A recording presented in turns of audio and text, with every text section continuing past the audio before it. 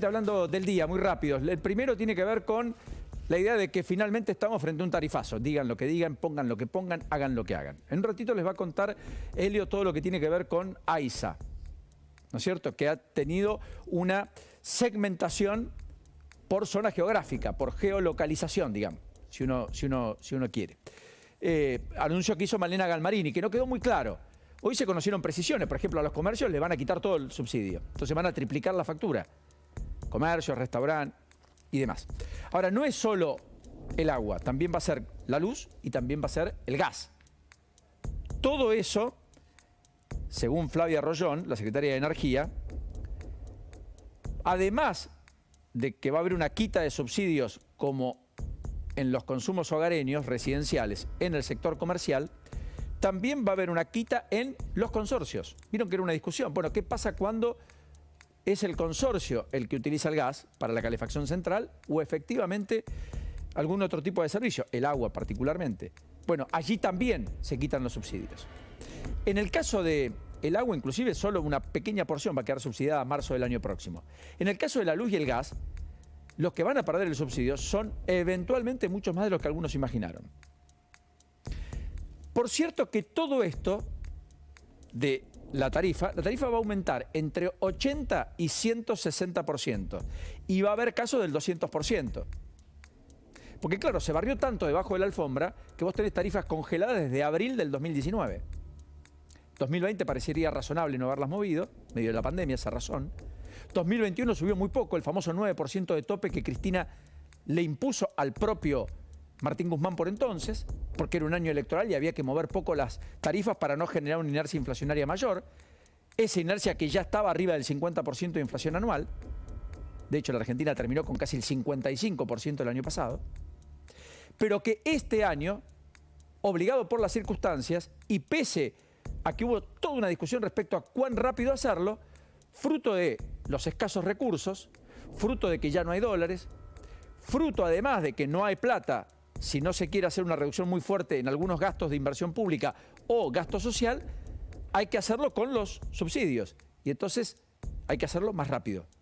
Y eso cuesta más. Y políticamente no es fácil de vender. Por eso dieron tantas vueltas. Por eso nunca hubo una explicación concreta. Porque a lo que estamos asistiendo es a lo que buena parte del Frente de Todos, como composición política, objetó del gobierno de Mauricio Macri, que es la dolarización de tarifas. De hecho, el 1 de marzo, en la Asamblea Legislativa, el presidente Alberto Fernández, 1 de marzo de este año, dijo esto. En Argentina se acabaron los tarifazos. Vamos.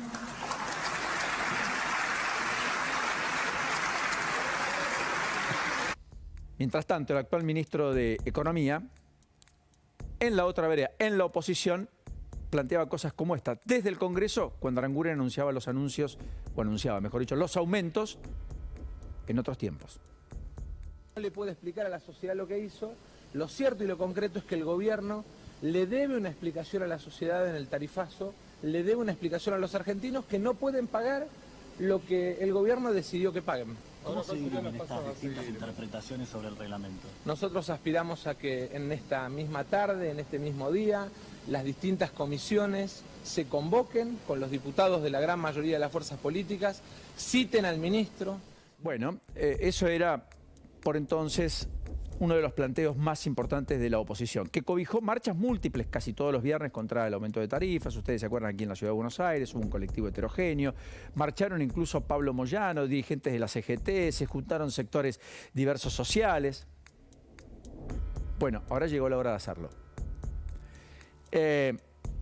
Y efectivamente va a haber sectores que desconozco si lo van a poder pagar o no, pero parecería primar la lógica.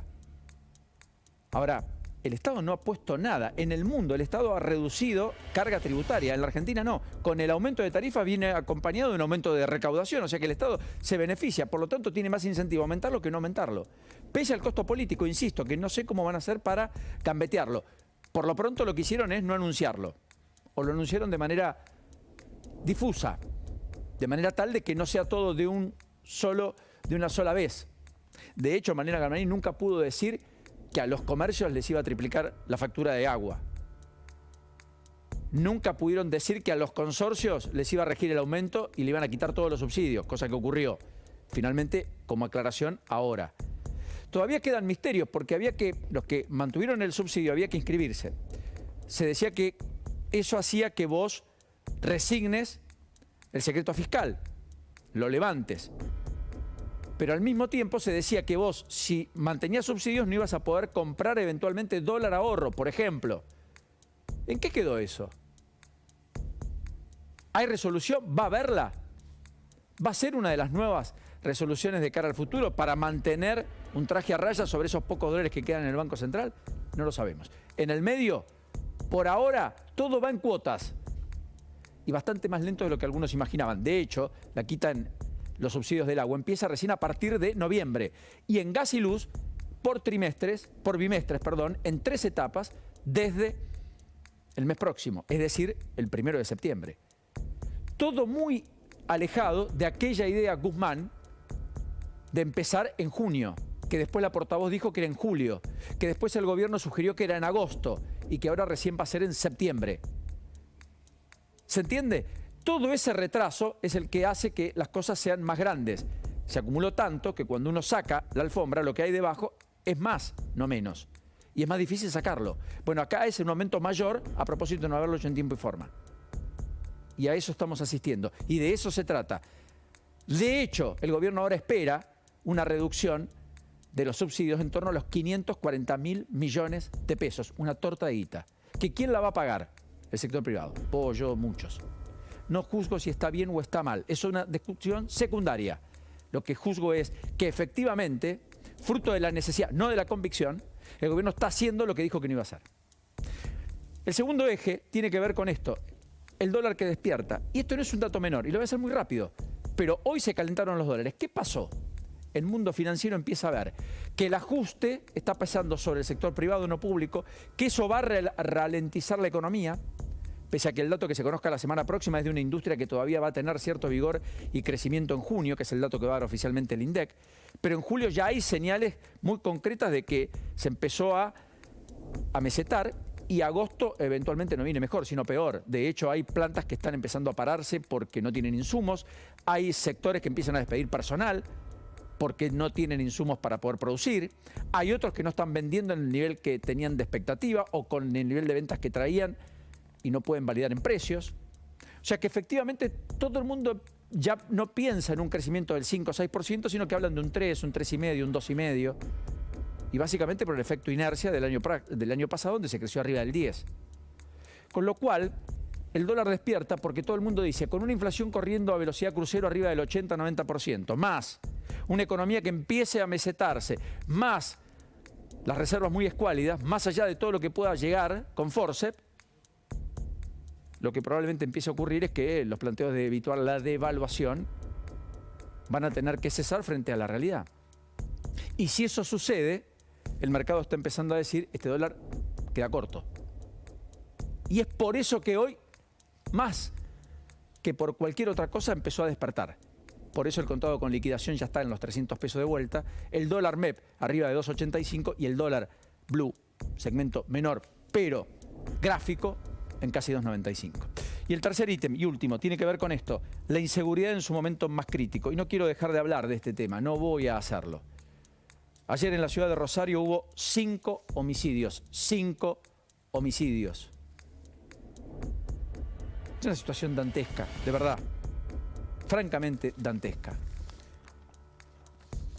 En 2 horas mataron a una mujer en Santa Lucía, en Rosario. Su pareja está muy delicada. El ataque tuvo lugar en las inmediaciones en donde el sábado habían asesinado a una joven de 21 años. A un joven de 21 años. Balearon a un hombre en Los Gallegos y Calasanz. Encontraron a un bebé con heridas de arma blanca en la basura. Mataron a tiros a un carnicero a metros del súper donde trabaja. Todo eso pasó en Rosario. Hubo además esta mañana un muerto y 2 heridos en Villa Gobernador Galvez, pero están investigando si es un incidente familiar más que de inseguridad. Más allá de eso, esta inseguridad que vemos en Rosario no es solo Rosario. Miren, Agustín Jaures fue asaltado en su barbería en Francisco Solano. El delincuente le había clavado un destornillador en el cuello. le entró a robar. Cuando lo llevaban camino al hospital, un patrullero que rápidamente llegó al lugar chocó con un colectivo. Sufre un accidente. El joven de 24 años, que estaba trabajando cuando el delincuente ingresó a la barbería y lo atacó, perdió la vida. Francisco Solano, 24 años, tuvo una vida por delante. Después, en Merlo, un delincuente apuñaló a un joven de 17 años. Finalmente se halló con el autor del hecho en el día de hoy tras las cámaras de seguridad. Tuvimos un ataque ayer en La Matanza otra vez con un muerto. Tenemos un homicidio que se concretó en Berazategui ayer, otro en Ituzaingó el lunes. Todo el tiempo, a toda hora, la inseguridad está golpeando nuestra puerta, cada vez con mayor fuerza, con un nivel de violencia superior. En la provincia de Córdoba, en un lugar rural, entraron a robar, maniataron y golpearon a un hombre. La esposa tomó un arma, 73 años, mató al delincuente. Colonia Viacet, en Córdoba. Sucedió esta madrugada. Impacta, ¿no? Rosario, ciudad liberada, decía una de las imágenes. Rosario sangra, fue una definición bastante conocida. Yo creo que la Argentina está en estado crítico en materia de seguridad. El ministro ausente de la escena. El grandilocuente Aníbal Fernández en silencio. Bernie, limitado. Los gobernadores corridos de la escena. ¿Qué esperamos?